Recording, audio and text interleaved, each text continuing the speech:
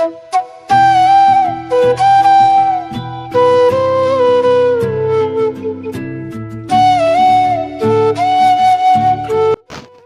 آنکھوں، سنتے کانوں، دھڑکتے دلوں اور چلتی سانسوں کو ہمارا سلام۔ آپ کا اپنا پروگرام شاعروں کی باتیں جون ایلیا کی سیریز کے ایپیسوڈ نمبر 3 میں ہم آپ کو خوش آمدید کہتے ہیں۔ پروگرام کا آغاز کرتے ہیں اس دعا کے ساتھ کہ خدا آپ کی صحت، عمر، علم، عقل، شعور، مال و زر میں برکت اور اضافہ فرمائے، اور امید کرتے ہیں کہ آپ جہاں بھی ہوں گے خیر خیریت سے ہوں گے۔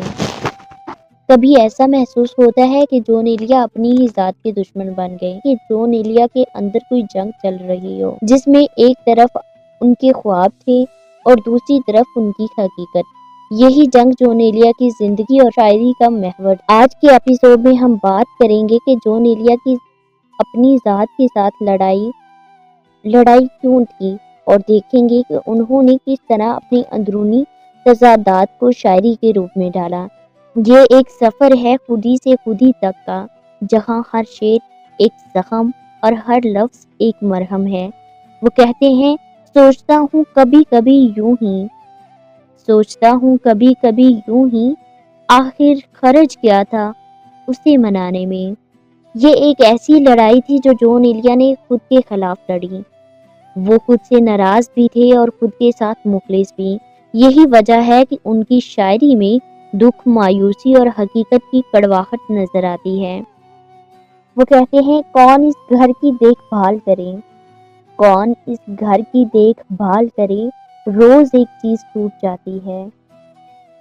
یہ وہ کیفیت ہے جس کو جون ایلیا اپنے لفظوں میں بیان کر رہے ہیں، اپنے درد کو اپنے لفظوں میں بیان کر رہے ہیں، جو ہمیں اپنے آپ کو اور جون ایلیا کو سمجھنے کی دعوت دیتا ہے۔ جون ایلیا نے اپنی ذات کے ہر حصے کو شاعری میں بدل دیا، اور یوں انہوں نے اپنی تکلیف کو ایک فن میں ڈھال لیا۔ وہ کہتے ہیں کہ جانے کیا واقعہ ہے ہونے کو، جی بہت چاہتا ہے رونے کو۔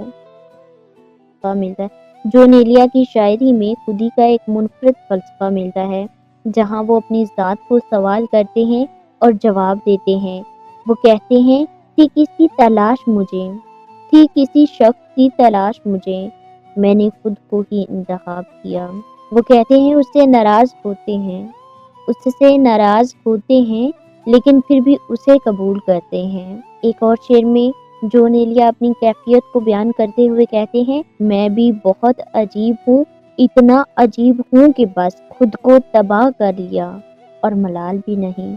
یہ صرف شاعری نہیں بلکہ جون ایلیا کے اندر کے الفاظ ہیں، جنہیں انہوں نے شاعری کے تھرو عوام تک پہنچایا۔ بلکہ یہ ہر اس شخص کی کہانی ہے جو خود سے فرار چاہتا ہے لیکن خود کو چھوڑ بھی نہیں سکتا۔ وہ کہتے ہیں، اتنی شدت ہے میرے جذبوں میں، میں کسی روز محبت سے مکر جاؤں گا۔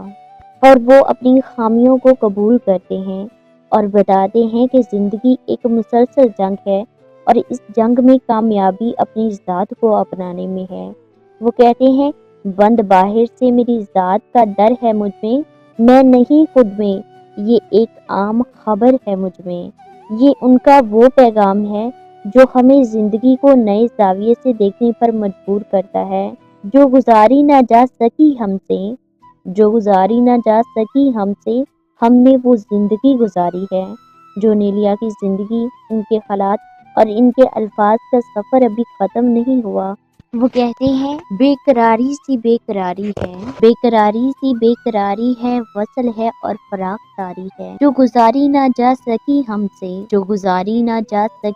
سے، ہم نے وہ زندگی گزاری ہے۔ نگارے کیا ہوئے لوگوں پر، اپنا سایہ بھی اب تو بھاری ہے۔ بن تمہارے کبھی نہیں آئی، کیا میری نیند بھی تمہاری ہے؟ اب میں کیسے آؤں میں تجھ بن، سانس جو چل رہی ہے آ رہی ہے۔ اسے کہو کہ دل کی گلیوں میں رات دن تیری انتظاری ہے۔ بے قراری سی بے قراری ہے، وصل ہے اور فراخ داری ہے۔ ہجر ہو یا وصال ہو کچھ ہو، ہجر ہو یا وصال ہو کچھ ہو، ہم ہیں اور اس کی یادگاری ہے۔ ایک مہک سمت دل سے آئی تھی، ایک مہک سمت دل سے آئی تھی، میں یہ سمجھا تیری سواری ہے، میں یہ سمجھا تیری سواری ہے۔ آنسو کا حساب ہے اپنا ورنہ، آنسو کا حساب ہے اپنا ورنہ، ہر آن سب کی باری ہے۔ خوش رہے تو کہ زندگی، خوش رہے تو کہ زندگی، اپنی عمر بھر کی امیدواری ہے۔